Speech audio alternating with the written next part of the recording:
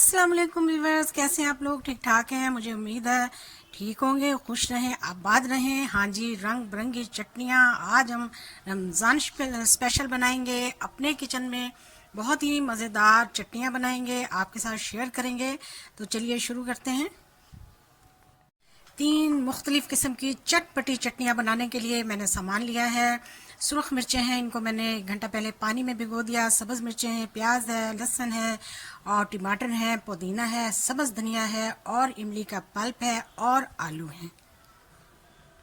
यहाँ पर मैंने एक मिक्सी ले ली है, इस पर सबसे पहले मैं डालूंगी धनिया। जी जनाब, सबसे पहले हम सब्ज़ जो है वो चटनी बनाएंगे, तो हम इसमें डाल देंगे धनिया। उसके साथ ही हम इसमें डालेंगे 2 अदद सब्ज़ मिर्चें, 1 अदद प्याज का टुकड़ा, 3 से 4 अदद लहसुन और छोटा सा 2 टुकड़े हम इसमें डालेंगे अदरक के। आधा खाने का चम्मच इसमें डालेंगे नमक और आधा खाने का चम्मच इसमें डालेंगे हम ज़ीरा।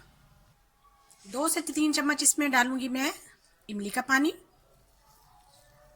ये इमली का पानी है, पल्प नहीं है। और 1 चुटकी पुदीना।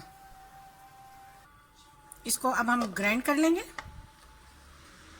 हाँ तो जी, हमारी पहली चटनी तैयार हो चुकी है, मज़ेदार। हमारा पहला रिजल्ट आ चुका है माशाल्लाह से। देखिए इतनी मज़ेदार, इतनी टेस्टी कि रमज़ान शरीफ में आपने बस सिर्फ चटनियों से ही एंजॉय करना है। इसको अब हम निकाल लेंगे।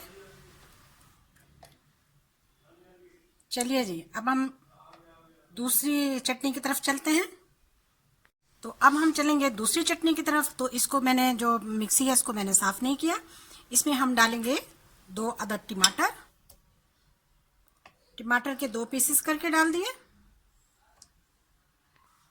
6 से 7 अदद डालेंगे इसमें हम सुरख खड़ी मिर्चें। ये मिर्चें छोटी हैं इसलिए मैंने ज़्यादा डाली हैं और इनको भिगोया हुआ था। 5 लहसुन के जव्वे डालेंगे, इसमें लहसुन ज़्यादा जाता है। आधा खाने का चम्मच नमक, आधा खाने का चम्मच ज़ीरा, थोड़ा सा डालेंगे धनिया और अब डालेंगे इसमें पुदीना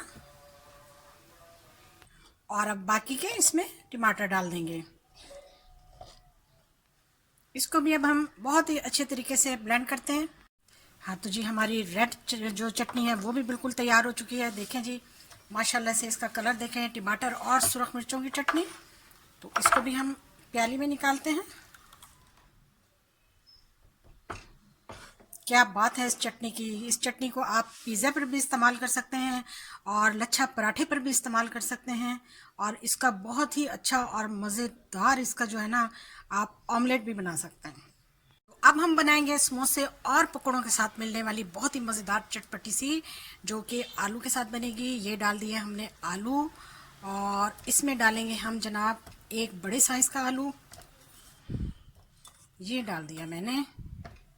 1 चुटकी पुदीना और 1 चुटकी सब्ज़ धनिया और 2 से 3 अदद इसमें सुर्ख लाल मिर्चें, आधा खाने का चम्मच काला नमक, 4 से 5 जवे लहसुन के, 1 सब्ज़ मिर्च, आधा खाने का चम्मच ज़ीरा, 1 टमाटर उसको काट के डाल दिया मैंने और ये 1 प्याली भरकर इसमें जाएगा इमली का पल्प।